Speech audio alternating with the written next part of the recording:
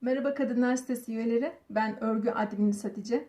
Bugün sizlerle 2 yaşına uygun burgu süslemeli güzel bir hırka öreceğiz. Hırkamızı örmek için 300 gram Nakovizon'un turuncu renginde ipimiz ve 4 numarada şişe ihtiyacımız var. Hırkamızı yaka kısmından 80 ilmek olarak başlıyoruz. 80 ilmeğimizi 3 diş haraşo olarak ördüm ve burada burgu yapımına başladım. Önlerde 12 ilmek, kollar 7 ilmek, arkayı da 18 ilmek olarak ayırdım ve yaka kısmında 4 tane burgu deseni başladım. Burgu desenimizin sağında ve solunda artma yaptım. Roba kısmında tam 20 tane artma deliği yaptım. Robayı tamamladığımızda 240 tane ilmeğimiz vardı. 240 ilmeğin 57'şer ilmeğini kollara verdim. Bedene de 126 ilmeğim kaldı. 126 ilmeğimizi 40 sıra düz olarak ördüm ve hırkanın alt kısmında burgu desenine başladım. 3 tane burgu deseni yaptığımızda hırkamızın boyunu tamamladım. Sonra ayırdığım 57 ilmekle kolları örmeye başladım. Kolları da yine 41 sıra düz olarak ördüm ve kol uçlarında da burgu deseni yaparak hırkamızı tamamladım. Bu hırkamız 2 yaşındaki çocuklara rahatlıkla olabilecek bir hırka oldu. Siz daha büyük veya daha küçük yapmak isterseniz yorum bölümünden sorabilirsiniz. Ben sizlere oradan yardımcı olmaya çalışırım. Şimdi hırkamızın yapımına geçebiliriz. Hepimize kolay gelsin. Hırkamızı örmek için Nakovizon'un turuncu renginde ipim ve 4 numarada şişim var. Hırkamızın yakası için 80 ilmek olarak başlıyoruz. Hırkamızın yakasında haraşo olarak öreceğiz. İlk ilmeğimi örmeden aldım. Sonraki ilmeğimi sağdan sola doğru şim takıyorum. Üzerine de ip atıp örüyorum. Tekrar sağdan sola doğru şim taktım. Üzerine de ip attım ve ördüm. Bu şekilde hırkamızın yakası için haraşo örmeye başlıyoruz. Bu ördüğümüz ilk sıra örgünün ön yüzü olacak.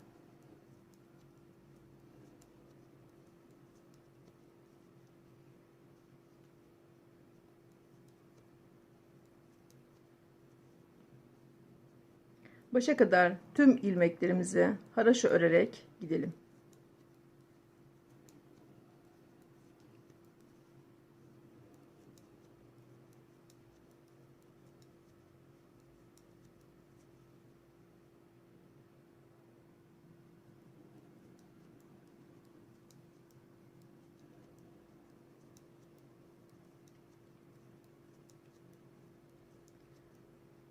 ...80 ilmeğin hepsini haraşo olarak ördüm. Döndüm örgünün arka yüzüne ikinci sıramıza. Yine ilk ilmeğimi örmeden aldım. Sonraki ilmeklerimi haraşo olarak örüyorum. Şu anda ikinci sıraya gidiyorum. Bu şekilde yaka için 6 sıra haraşo olarak örelim.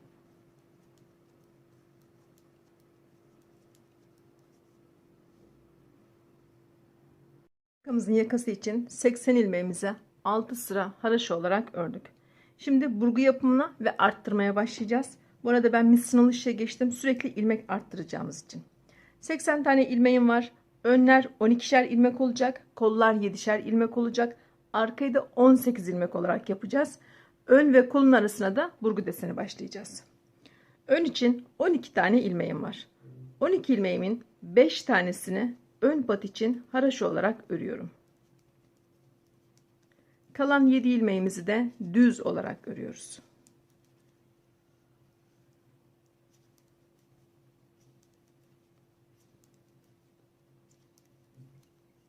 Şu anda örgünün ön yüzündeyim. Örgünün ön yüzünden arttırmalarımızı yapacağız. Ön için 12 tane ilmeğimi ördüm. Ördüğüm ipi sağdaki şişime doladım. Bir tane artma yaptım. Burada bir ilmek ters. Burgu deseni başlayacağız. Burada burgu için 4 ilmek düz. Burguları 4 ilmek üzerine yapacağız. Burgu deseninden hemen sonra bir ilmek ters. Yani burgunun sağında ve solunda birer tane ters ilmeğim var. Tersten sonra hemen ördüğüm ipi sağdaki şişe doladım. Bir tane artma. Kol kısmına geldim. Kol için ayırdığım 7 tane ilmeğim var. 7 ilmeğimi düz olarak örüyorum.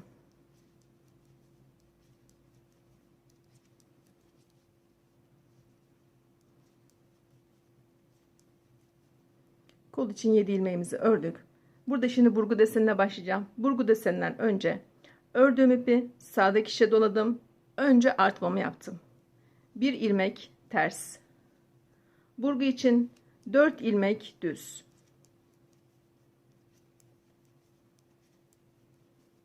Burgudan hemen sonra 1 ilmek ters. Ve ördüğüm ipi sağdaki şişe doladım. Bir tane daha artma yaptım. Burada hırkamızın arka kısmına geldik. Arkada 18 tane ilmeğim var. 18 ilmeğimizi düz olarak örüyoruz.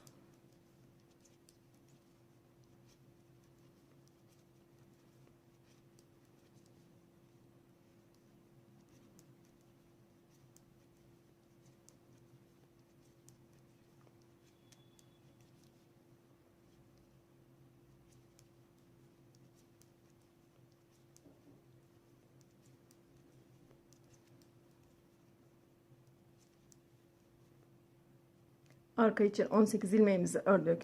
Şimdi burada burgu yapacağım. Burgudan hemen önce ördüğüm ipi sağdaki şişe doluyorum. Bir tane artma. 1 ilmek ters.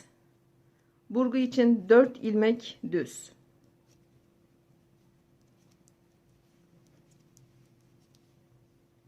Burgudan hemen sonra 1 ilmek ters ve ördüğüm ipi sağdaki şişe doladım. Bir tane artma. İkinci kol kısmına geldik. Kol için burada 7 tane ilmeğim var. 7 ilmeğimizi düz olarak örüyoruz.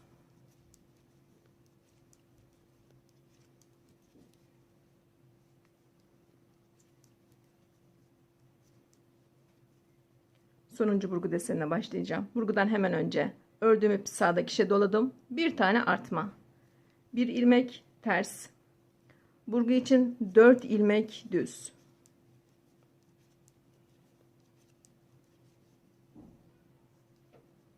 Burgudan hemen sonra 1 ilmek ters ve ördüğümüz ipi sağdaki şişe doladık. Bir tane artma.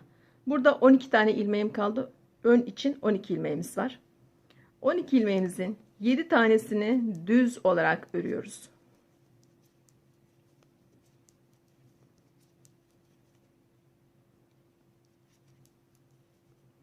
Beş tane ilmeğim kaldı. Kalan 5 ilmeğimi de ön pat için haraşo olarak örüyorum.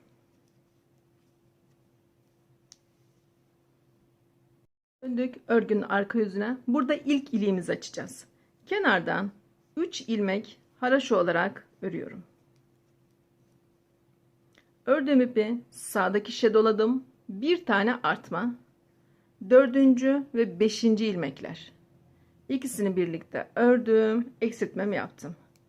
Burada ön patta önce artma yaptım. Sonra eksiltme yaptım. Buraya ilk iliğimi açtım. Şimdi devam ediyoruz. Önde kalan şu anda 8 tane ilmeğim var. 8 ilmeğimi ters olarak örüyorum. İlmek arttırdığımız için şu anda önde 13 tane ilmeğimiz oldu. Örgünün arka yüzündeyiz. 5 ilmeğimizi kenarda ön pat için haraşo olarak örüyoruz. 8 ilmeğimizi de ters olarak örüyoruz. Bakın arttırdığımız ilmek. Ön için 13 ilmeğimizi ördük. Burgudan hemen önce 1 ilmek düz. Burgu için 4 ilmek ters. Şu anda örgünün arka yüzündeyiz. Burgudan hemen sonra 1 ilmek düz. Örgünün arka yüzünde arttırma yapmıyoruz. Burada kol için 9 tane ilmeğimiz oldu. Örgünün ön yüzünde 7 tane ilmeğimiz vardı. Kolun sağından ve solundan artma yaptık. Şu anda kol için 9 tane ilmeğim var. 9 ilmeği ters olarak örüyorum.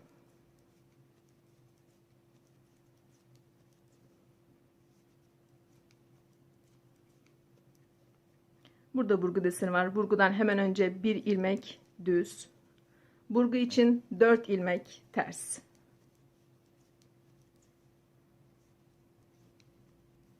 Burgudan hemen sonra 1 ilmek düz. Hırkamızın arka kısmına geldik. Örgünün arka yüzünde de şu anda 20 tane ilmeğim var. 18 ilmekle arkaya başladık. Sağından ve solundan artma yaptık. Şu anda arkada 20 tane ilmeğimiz var. 20 ilmeğimizi ters olarak örüyoruz.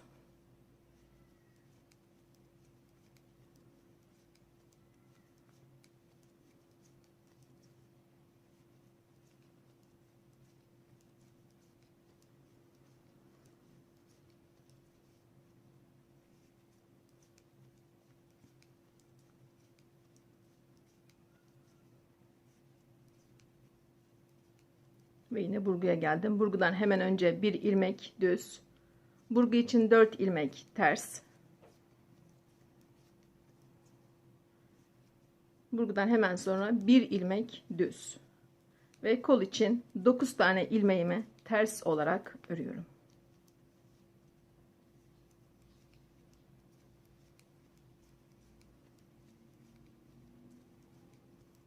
Yine sonuncu burgum. Bir ilmek düz. Burgu için 4 ilmek ters. Burgudan hemen sonra bir ilmek düz.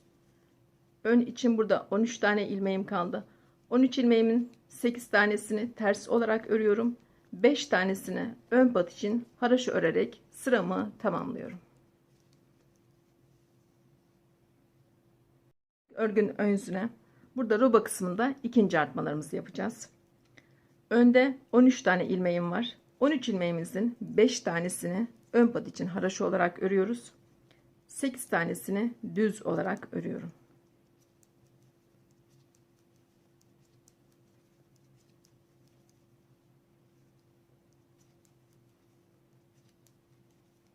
Burgu kısmına geldim. Burgudan hemen önce ördüğüm ipi sağdaki şişe doladım. Artmamı yaptım. Bir ilmek ters. Burgu için 4 ilmek düz.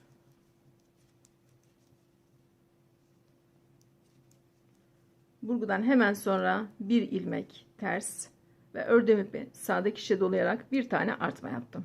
Şöyle bakın, örnek çıkmaya başladı. Burada 4 tane ilmeğim var burgu için. Onun sağında ve solunda birer tane ters ilmek var. Hemen yanlarında da artma yapıyorum. Artmalarımızı hep örgünün ön yüzünde yapıyoruz. Devam ediyoruz. Kol kısmına geldik. Kolda şu anda 9 tane düz ilmeğim var.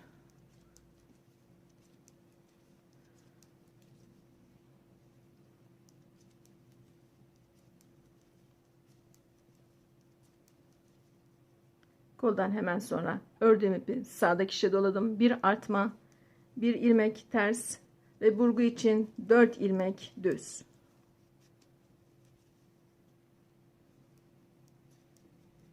Burgudan hemen sonra bir ilmek ters ve ördüğümüz ipi sağdaki şişe doladık. Bir tane artma. Hırkamızın arka kısmına geldik. Arkada 20 tane ilmeğim var. 20 ilmeğimizi düz olarak örüyoruz.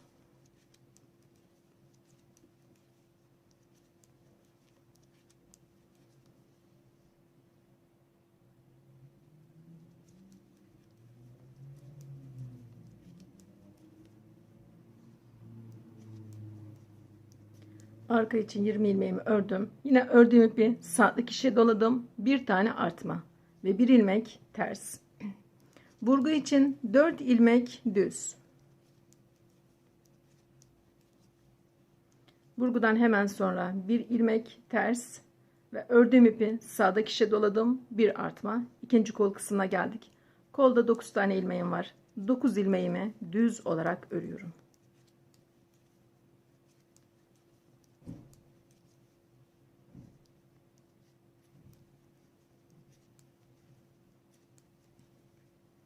Ve sonuncu burgu deseni için önce ördüğüm ipi sağdaki şişe doladım. Bir tane artma, bir ilmek ters. Burgu için 4 ilmek düz.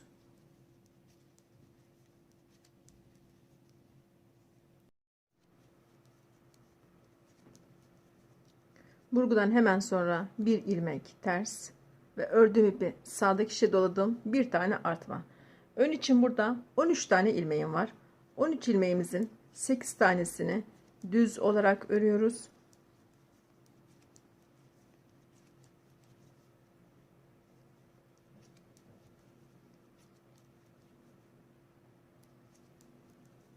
Kalan 5 ilmeğimizi de haraşo olarak örüyoruz.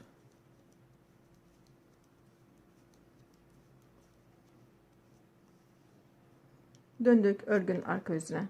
Burada ilk burgularımızda vuracağız. Örgünün arka yüzüne ön pat için 5 ilmek haraşo. Burada 9 tane ters ilmeğim var. 9 ilmeğimi ters olarak örüyorum.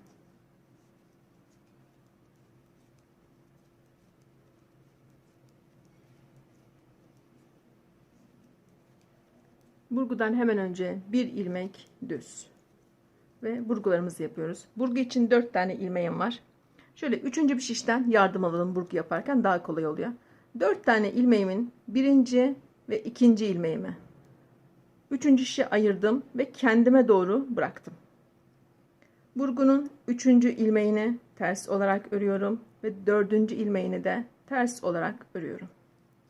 Ayırdığım 2 ilmeği soldaki şişime geri takıyorum. Ayırdığım ilmekleri de yine ters olarak örüyorum. Burgudan hemen sonra bir ilmek düz. Şöyle ilk burgumuzda yapmış olduk. Burada kol için 11 tane ilmeğim var. 11 ilmeğimi ters olarak örüyorum.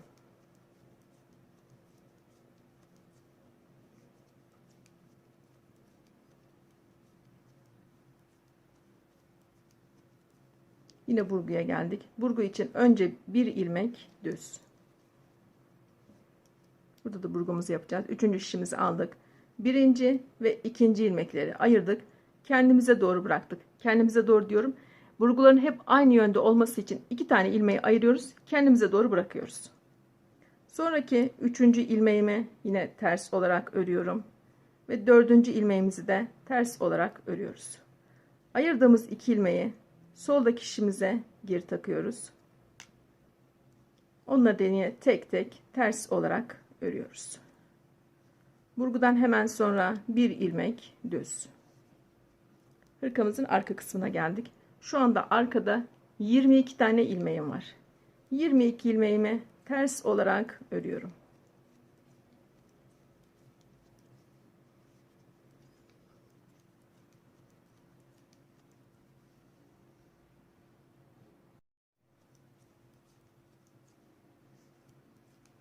Arkadaki 22 ilmeğimizi ördük. Yine burgu yapacağız.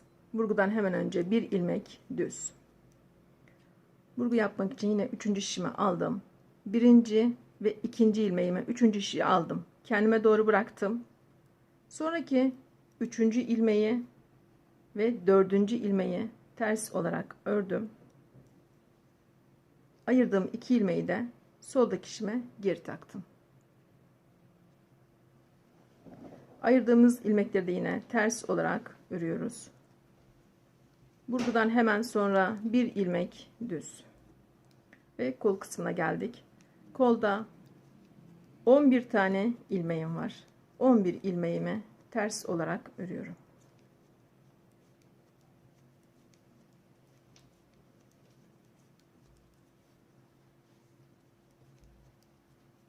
Sonuncu burgumuzu yapacağız.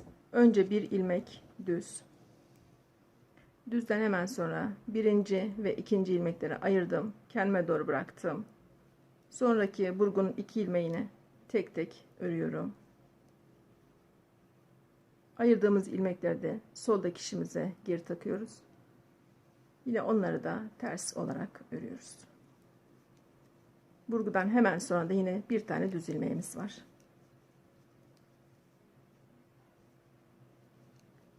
Ve yeleğimizin önüne geldik. Öndeki ilmeklerimizi şu anda ters olarak örüyorum. Ön pattaki 5 ilmeğimi de haraşo olarak örüyorum.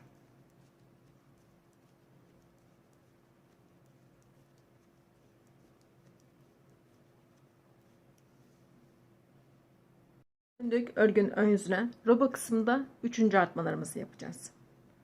Yine ön patta 5 ilmeğimizi haraşo olarak örüyoruz.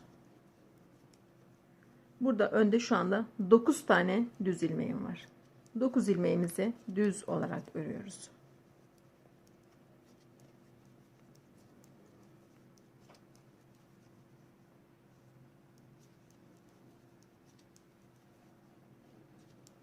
Yine burgu kısmına geldim. Burgudan hemen önce ördüğüm ipi sağdaki şişe doladım. Bir tane artma. Bir ilmek ters. Burgu için 4 ilmek düz.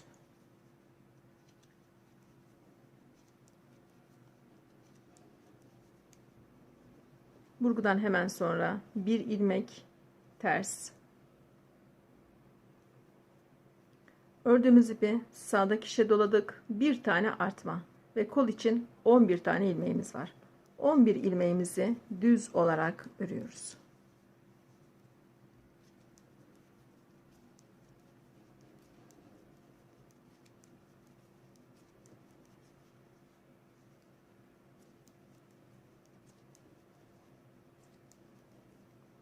Ve yine burguya geldik. Burgudan hemen önce ördüğüm ipi sağdaki şişe doluyorum. Bir tane artma, bir ilmek ters, burgu için 4 ilmek düz.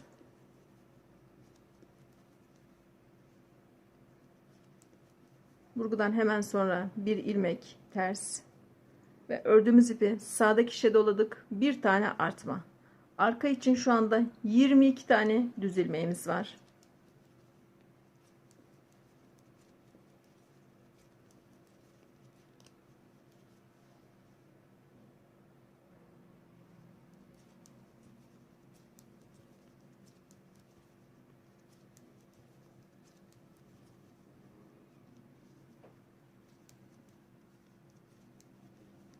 Yine burguya geldik. Burgudan hemen önce bir ilmek ördüğüm ipi sağdaki şişe dolayarak artma.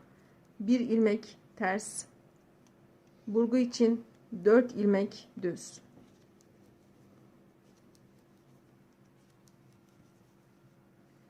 Burgudan hemen sonra bir ilmek ters ve ördüğümüz ipi sağdaki şişe dolayarak bir tane artma.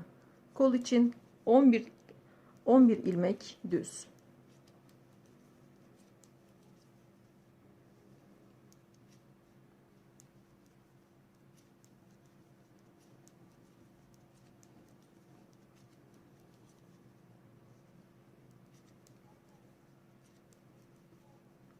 Sonuncu burgu için ördüğüm ipi sağdaki şişe doladım. Bir artma, bir ters, 4 ilmek düz.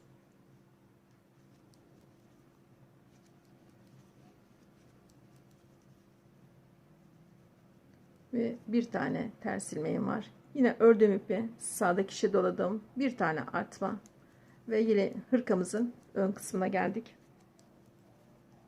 Öndeki ilmeklerimizi de düz olarak örüyoruz. Ön patta da 5 ilmeğimizi haraşo olarak örüyoruz. Bu şekilde 3. artmalarımızı da tamamladık. Şöyle hırkamı yere koyup göstermek istiyorum sizlere.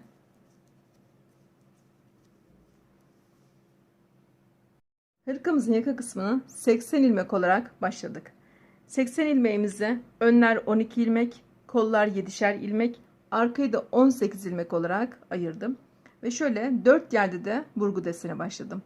Burgu desenimizin sağında ve solunda birer tane ters ilmek var. Hep onların yanında örgünün ön yüzünde artma yapıyoruz. Örgünün arka yüzünde artma yapmıyoruz. Burgularımızı örgünün arka yüzünde yapıyoruz. İlk burguyu 4. sırada vurdum. Bundan sonraki burguları 8 sıra arayla vuralım. Örgünün ön yüzünde arttırarak devam edelim. Şu ana kadar 3 tane artma deliği yaptım. Hırkamızın roba kısmında 20 tane artma deliği yapacağız. Bu şekilde burguların sağında ve solunda arttırarak devam edeceğiz. İlk iliğimizi de açtık. İliklerimizi açmayı unutmayalım. Bu şekilde iliklerimizi açarak burguların sağında ve solunda arttırarak şöyle 20 artma deliği örelim. Hırkamızın roba kısmında burguların sağından ve solundan artma yaparak geldim. 20 tane artma deliği yaptım. Toplamda 240 tane ilmeğimiz oldu. Şimdi ilmeklerimizi ayıracağız. Önde 32 tane ilmeğim var. Kolda 47 ilmeğim var. Arkada da 58 tane ilmeğim var. Şu anda 20 delik oldu ve kollarımızı ayırıyoruz. Öndeki 32 ilmeğimizi şu anda örgünün arka yüzündeyim. Ters olarak örüyoruz.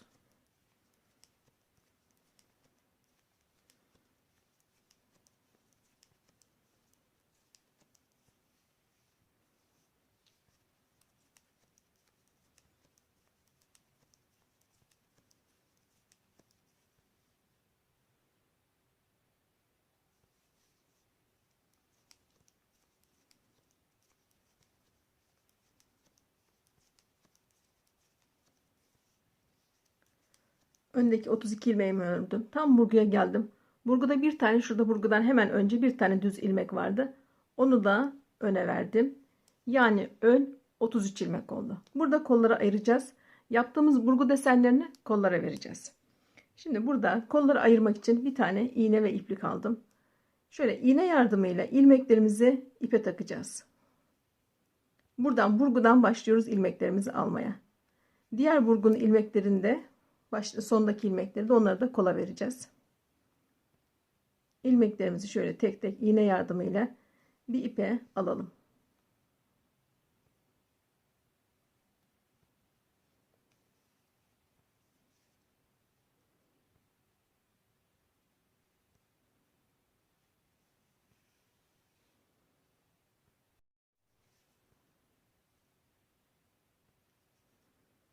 Koldaki ilmekleri ayırdım.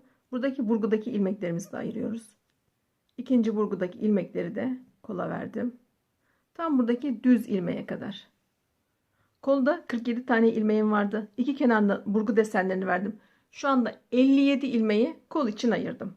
Buradan önde bıraktığım iple örmeye devam ediyorum. Kol burada kaldı.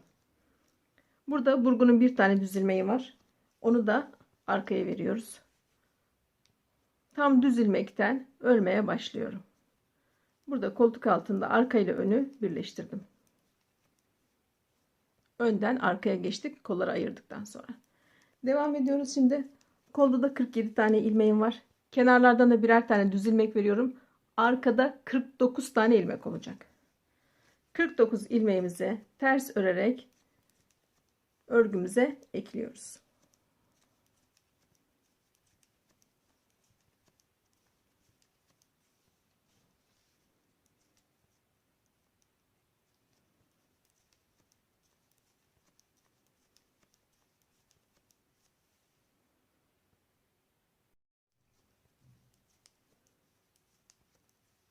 Arkadaki ilmeklerini ters örerek örgüme ekledim. Tam burguya geldim.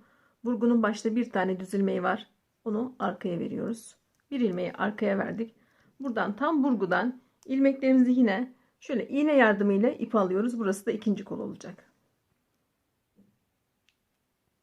Tam buradan burgudan başladım. Diğer burguya kadar ilmeklerimin hepsini toplamda 57 tane ilmeğimizi iğne yardımıyla ipe alalım.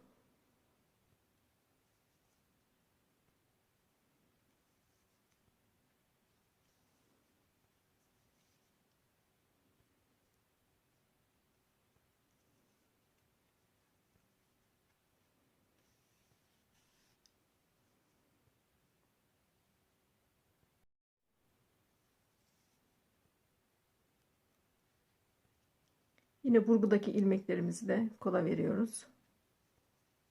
Burgunun düz ilmeğine kadar. Düz ilmeği öne vereceğiz. Buradaki 57 tane ilmeği kol olarak ayırdım. Burada örgümü örmeye devam ediyorum. Arkada burada ipimi bırakmıştım. Buradan öne geçiyoruz. Tam buradan burgunun düz ilmeğinden örmeye başlıyorum.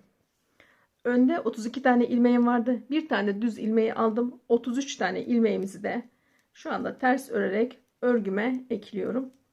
Bedenimizi bir şişte bu şekilde toparladık.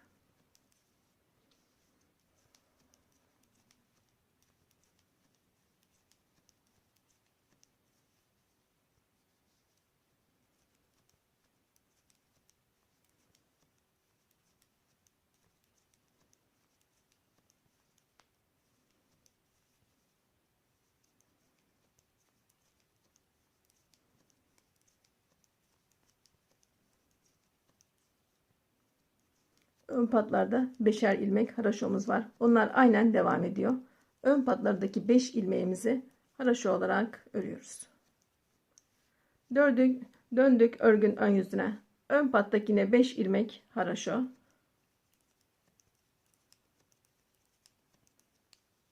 Diğer ilmeklerimizi örgün ön yüzünde düz olarak örüyoruz. Kollarımızı ayırdık. Beden kısmımızda 126 tane ilmeğimiz var. Ön patlarda 5'er ilmek haraşo. Diğer ilmeklerimizi düz olarak örerek başa kadar gidiyoruz. Başa vardığımda şöyle örgüm yere koyup tekrar göstereceğim sizlere.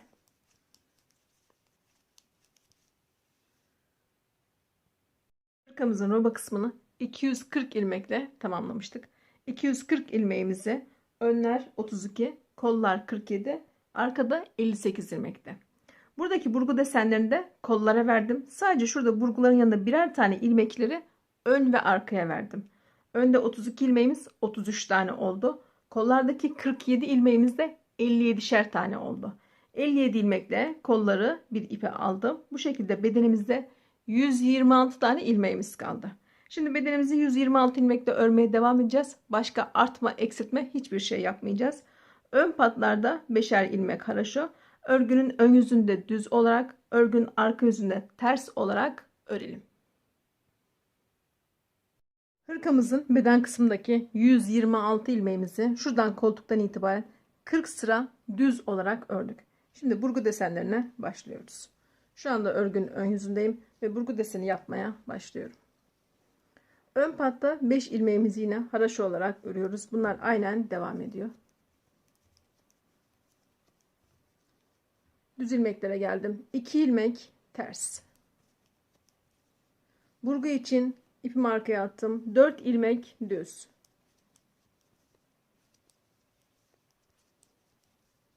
Tekrar arada 2 ilmek ters. Burgu için 4 ilmek düz. Burgularımızı 4 ilmek üzerine yapacağız. Aralarda da ikişer tane ters ilmek örüyorum. Şu anda örgün ön yüzündeyim. 4 tane düz ördüm. Arada 2 ilmek ters. Tekrar burgu için 4 ilmek düz.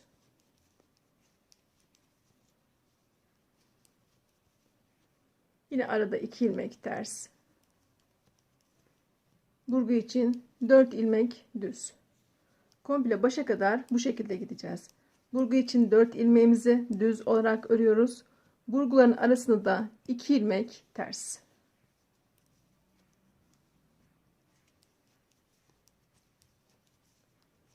Bu şekilde başa kadar gidelim.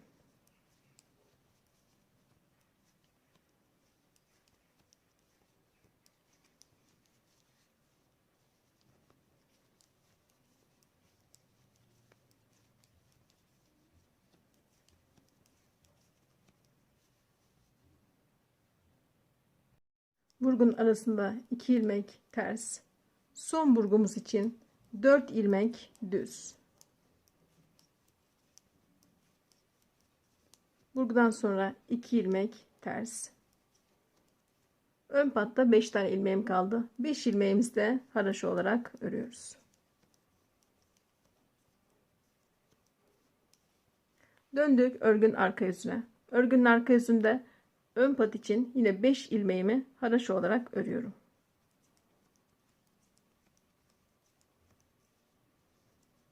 İki ilmek düz. Burgu için 4 ilmek ters. Şu anda örgün arka yüzündeyim. Burguların arasında 2 ilmek düz. Burgu için 4 ilmek ters. Tekrar 2 ilmek düz ve 4 ilmek ters şeklinde başa kadar gidiyoruz. Örgünün arka yüzünde burgudaki 4 ilmeğimizi ters olarak örüyoruz. Örgünün ön yüzünde düz olarak örüyoruz. Burgularda şu anda ikinci sıraya gidiyorum. Dördüncü sırada örgünün arka yüzünde ilk burgularımızı vuralım. Daha sonraki burgularımızı 8 sıra arayla vuralım. Bu şekilde 8 sıra arayla burgularımızı vurarak hırkamızı istediğimiz uzunluğa gelene kadar örelim. Hırkamızın alt kısmında 3 tane burgu deseni olunca düz olarak bitirdim ve bedenimizi bu şekilde tamamladık. Şimdi hırkamızın kollarına geçebiliriz. Kollarını hatırlarsanız ipe almıştık. İpten şişlerimi aldım. Kolda 57 tane ilmeğim var. 57 ilmeğimizi hemen burada koltuk altından ipimizi takıp örmeye başlıyoruz. Şu anda örgün arka yüzündeyim. İlmeklerimi ters olarak örüyorum.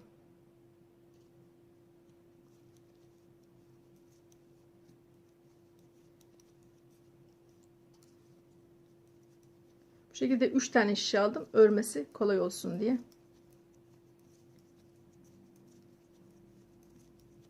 Hiç artma eksiltme yapmadan 57 ilmeğimizin hepsini başa kadar ters örerek gidiyoruz.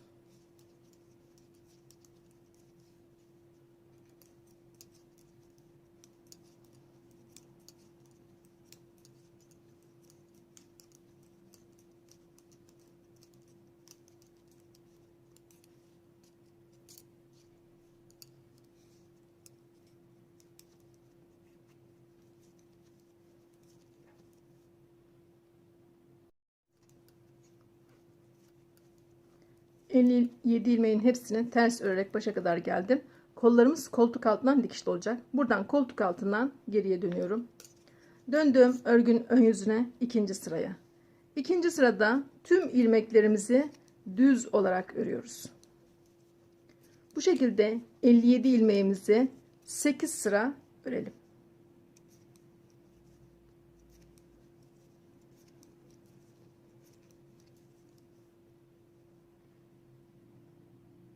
Hırkamızın kolundaki 57 ilmeğimizi şuradan koltuk altından itibaren 8 sıra olarak ördük. Şimdi kenardan eksiltmelere başlıyoruz. Kenardan birinci ve ikinci ilmeği, ikisini birlikte ördüm. Bir tane eksiltmem yaptım. Diğer ilmeklerimi ters olarak örüyorum. Şu anda örgünün arka yüzündeyim. 56 tane ilmeğimiz kaldı şu anda. İlmeklerimizi ters örerek gidiyoruz. Ta ki sonda 2 ilmek kalana kadar.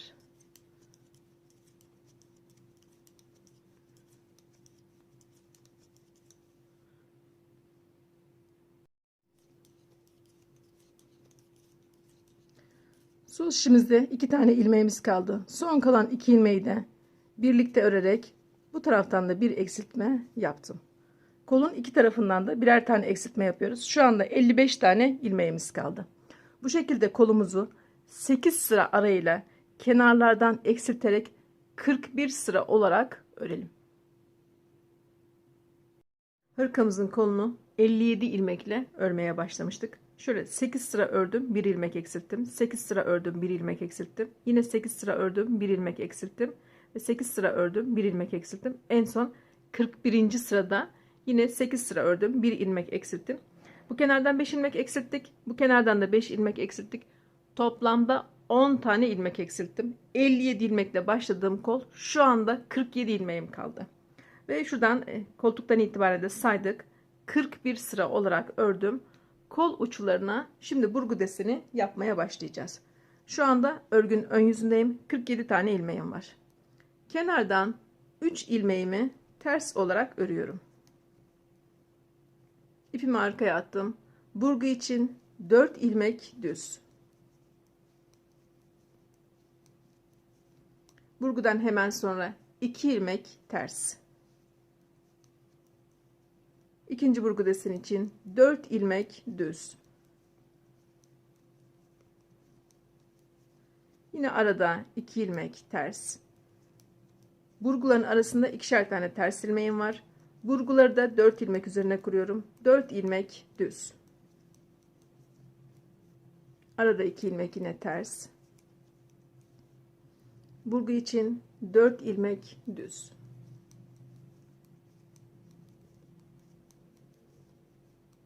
İki ilmek ters. Burgu için 4 ilmek düz. Kol uçlarına 7 tane burgu deseni başlıyorum. Yine arada 2 ilmek ters. Tekrar burgu için 4 ilmek düz. Arada 2 ilmek ters. Son burgu için 4 ilmek düz. Sol şişimizde 4 tane ilmeğimiz kaldı. Kalan 4 ilmeğimizi de ters olarak örüyoruz. Burgu desenine başlarken bu kenarda, baştaki kenarda 3 ilmek ters ördüm. Sonraki kenarda 4 ilmek ters ördüm. İlmeklerim bu şekilde denk geldi. Örgünün arka yüzüne döndüğümüzde yine tersler ters, düzler düz olarak örülüyor. Şimdi burgularda birinci sırayı ördük. Şöyle diğer kolda göstereyim ben sizlere. Birinci sırayı ördük. İlk burguyu 4. sırada örgünün arka yüzünde vuruyoruz. Bundan sonraki burguları yine 8 sıra arayla yapıyoruz. 3 tane burgu deseni olduğunda düz olarak kolumuzu bitiriyoruz. Kenarlardan eksiltmelerimize devam ediyoruz. Birinci kenarda 3 ilmek vardı. Buradan 1 ilmek eksiltiyorum 8 sıra sonra. Buradaki kenarda 4 tane ters ilmeğim var. Buradan 8 sıra sonra 1 ilmek eksiltiyorum. 8 sıra sonra 1 ilmek daha eksiltiyorum. Yani kenarlarda da ikişer tane ters ilmeğim kalıyor. En son 44 ilmek kaldığında eksiltme yapmıyorum artık. 44 ilmekle kolumuzu tamamlıyoruz. Dediğim gibi 3 tane burgu deseni olduğunda da Sonuncu da burguda yarım desen oluyor. Birinci burguda yarım desen, sonuncu burguda yarım desen. Bu şekilde kolumuzu düz olarak bitirip hırkamızı tamamlayalım. Hırkamızın kol uçlarında 3 burgu deseni olduğunda bitirdim. Şuradan kol ucundan itibaren koltuk altına kadar dikiş yaptım. Ve en son düğmelerini de diktim. Hırkamı bu şekilde tamamladım. Şöyle hırkamın büyüklüğünü ölçmek istiyorum ben sizler için. Koltuk altından ölçüyorum. 33 santim, yani beden etrafı 66 santim olmuş. Şöyle boyunu da ölçelim. Boyu da 43 santim olmuş. 2 yaşındaki çocuklara rahatlıkla olabilecek bir hırka oldu. Siz daha büyük veya daha küçük yapmak isterseniz yorum bölümünden sorabilirsiniz. Ben size oradan yardımcı olmaya çalışırım. Yeni videolarımdan haberdar olmak için kanalıma üye olmayı unutmayın. Şimdilik hoşça kalın arkadaşlar.